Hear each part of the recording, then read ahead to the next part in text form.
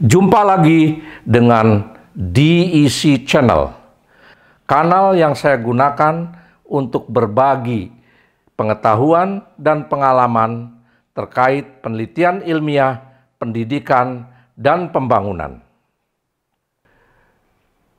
Dalam kesempatan ini, saya masih melanjutkan pembahasan mengenai penelitian. Pada sesi ini, kita akan membahas tentang bagaimana kita menyusun atau mengembangkan instrumen untuk penelitian kualitatif. Sebagaimana kita ketahui, penelitian kualitatif itu menghasilkan data dalam bentuk kalimat yang dalam konteks penelitian disebut dengan soft data. Untuk mengumpulkan data seperti ini, ada dua teknik yang bisa kita lakukan, yaitu dengan menggunakan wawancara atau interview, atau dengan menggunakan observasi. Bahkan interview pun dilakukan secara mendalam, atau disebut dengan in-depth interview. Juga observasinya pun dilakukan secara partisipatoris.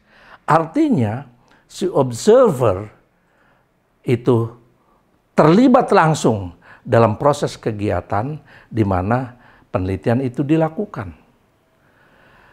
Oleh karena itu, sebetulnya instrumen untuk mengumpulkan data kualitatif adalah penelitinya itu sendiri, di mana peneliti bisa melakukan improvisasi ketika mengumpulkan data, baik ketika melakukan wawancara maupun ketika melakukan observasi yang bersifat partisipatoris. Jadi, peran dari si peneliti itu sendiri adalah juga sebagai instrumen dalam mengumpulkan data yang bersifat kualitatif itu. Meskipun demikian, agar data yang dikumpulkan ini sesuai dengan apa dari tujuan penelitian, terutama untuk menjawab masalah penelitian yang dirumuskan, maka perlu dikembangkan instrumen dalam bentuk panduan, baik panduan wawancara maupun panduan observasi. Panduan ini sifatnya hanya memandu, meskipun di dalam pelaksanaannya si peneliti bisa melakukan improvisasi sesuai dengan kepentingannya. Itu sebabnya di dalam penelitian kualitatif, pelaksanaan pengumpulan datanya itu bersifat iteratif, bolak-balik. Mungkin pada hari pertama atau sesi pertama, dia hanya baru bisa mengumpulkan sedikit saja data yang dia perlukan.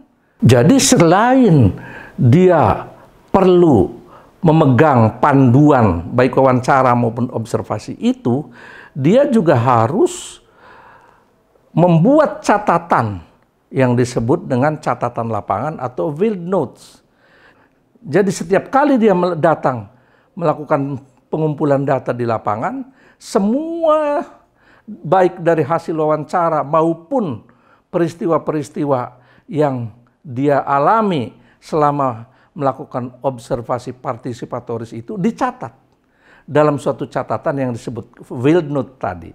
Selanjutnya, hasil dari catatan lapangan ini, begitu dia kembali ke tempatnya, dia susun, dia seleksi mana yang diperlukan, mana yang tidak diperlukan. Dan setelah itu, dia juga akan melihat apakah data-data ini sudah bisa digunakan untuk menjawab pertanyaan tertentu, tetapi kalau belum, maka dia akan balik lagi mengumpulkan datanya, dilakukan pencatatan lapangan, kemudian dianalisis lagi.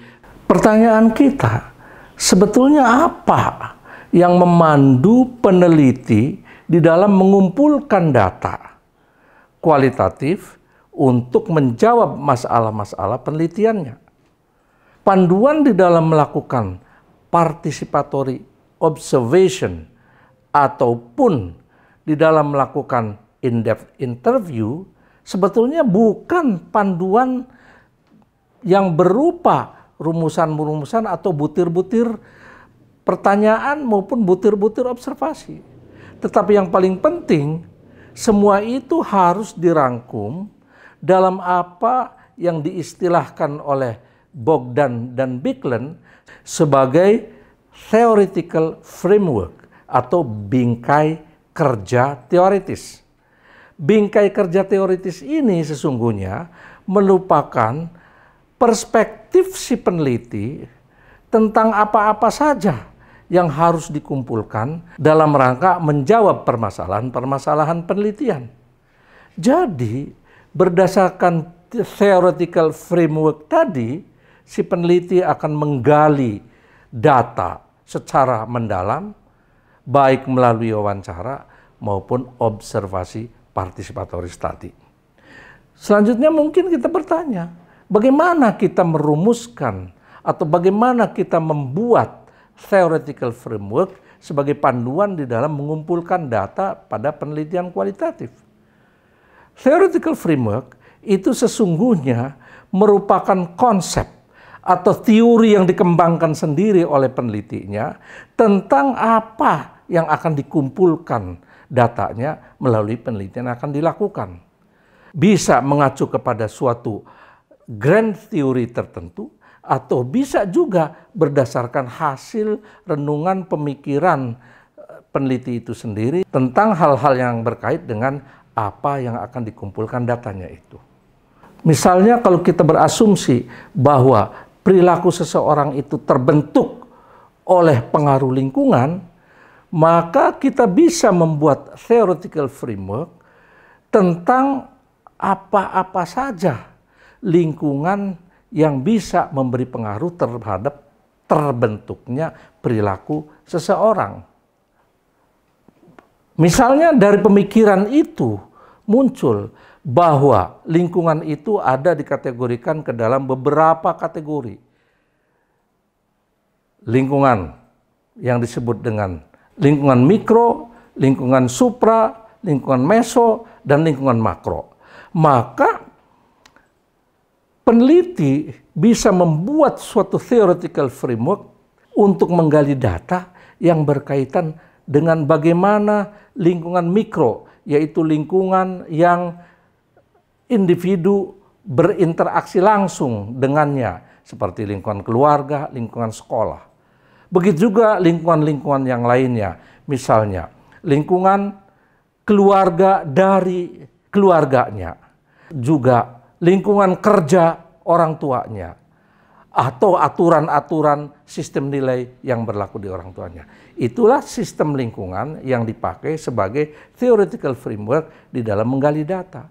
Jadi kalau misalnya kita menggali data itu hanya pada lingkungan mikro saja, maka jelas belum bisa menjawab pertanyaan bagaimana pengaruh dari lingkungan-lingkungan yang lainnya. Oleh sebab penelitian kualitatif itu biasanya dilakukan terhadap kasus, maka hal seperti ini dimungkinkan untuk kita menggali secara mendalam. Namun konsekuensinya, hasil daripada penelitian kualitatif tidak bisa digeneralisasi. Karena hanya menggambarkan atau mendeskripsikan tentang kasus yang diteliti saja. Demikian, mudah-mudahan bermanfaat bagi kita semua. Terima kasih.